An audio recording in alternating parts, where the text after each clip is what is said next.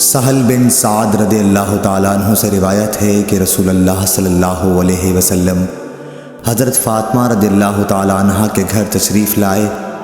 دیکھا کہ حضرت علی رضی اللہ تعالیٰ عنہ گھر میں موجود نہیں ہیں۔ آپ نے دریافت فرمایا کہ تمہارے چچا کے بیٹے کہاں ہیں؟ انہوں نے بتایا کہ میرے اور ان کے درمیان کچھ ناگواری پیش آ گئی اور وہ مجھ پر خفا ہو کر کہیں باہر چلے گئے ہیں اور میرے یہاں قیلولہ بھی نہیں کیا ہے۔ اس کے بعد رسول اللہ صلی اللہ علیہ وسلم نے ایک شخص سے کہا کہ علی رضی اللہ تعالیٰ عنہ کو تلاش کرو کہ وہ کہاں ہیں۔ وہ آئے اور بتایا کہ مسجد میں سوئے ہوئے ہیں۔ پھر نبی کریم صلی اللہ علیہ وسلم تشریف لائے۔ حضرت علی رضی اللہ تعالیٰ عنہ لیٹے ہوئے تھے۔ چادر آپ کے پہلو سے گر گئی تھی اور جسم پر مٹی لگ گئی تھی۔ رسول اللہ صلی اللہ علیہ وسلم جسم سے دھول جھاڑ رہے تھے اور فرما رہے تھے، اٹھو ابو تراب اٹھو۔ صحیح بخاری حدیث نمبر 441۔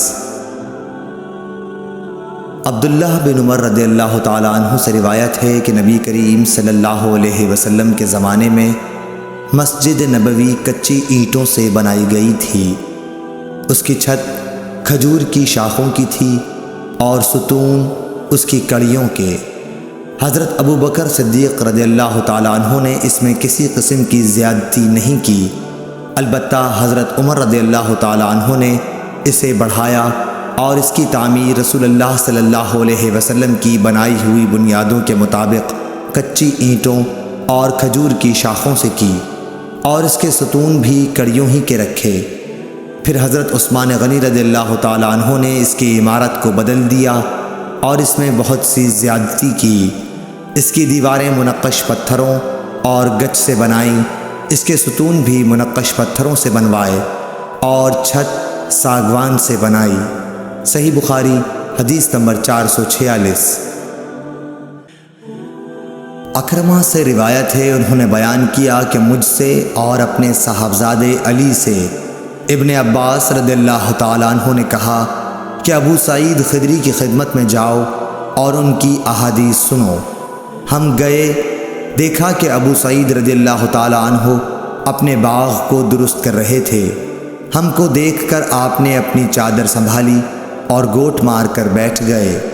پھر ہم سے حدیث بیان کرنے لگے۔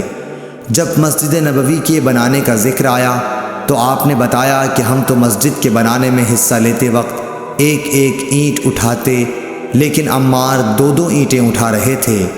حضرت صلی اللہ علیہ وسلم نے انہیں دیکھا تو ان کے بدن سے مٹی جھاڑنے لگے اور فرمایا، افسوس عمار کو ایک باغی جماعت قتل کرے گی جسے عمار جنت کی دعوت دیں گے، اور وہ جماعت عمار کو جہنم کی دعوت دے رہی ہوگی۔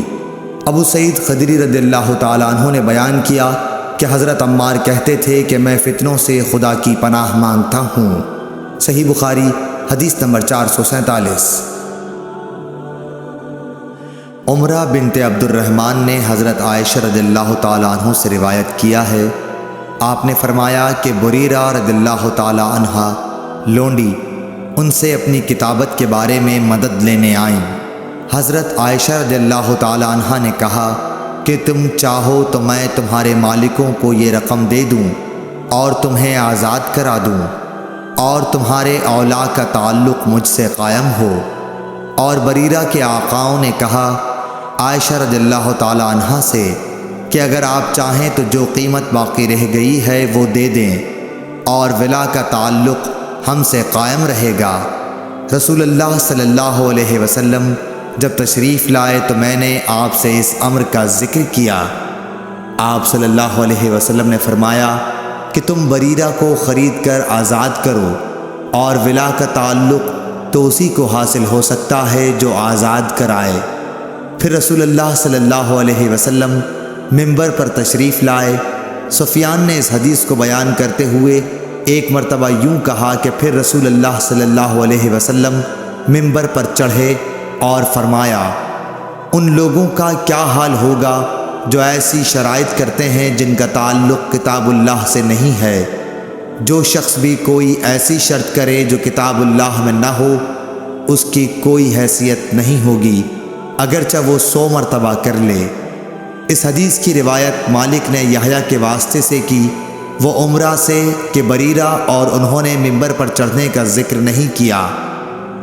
علی بن مدینی نے کہا یحییٰ بن سعید قطان اور عبد الوہاب نے یحییٰ بن سعید سے، انہوں نے عمرہ سے ایسے ہی روایت کیا، اور جعفر بن عون نے یحییٰ بن سعید سے یوں نقل کیا کہ میں نے عمرہ سے سنا، انہوں نے کہا میں نے حضرت عائشہ سے سنا۔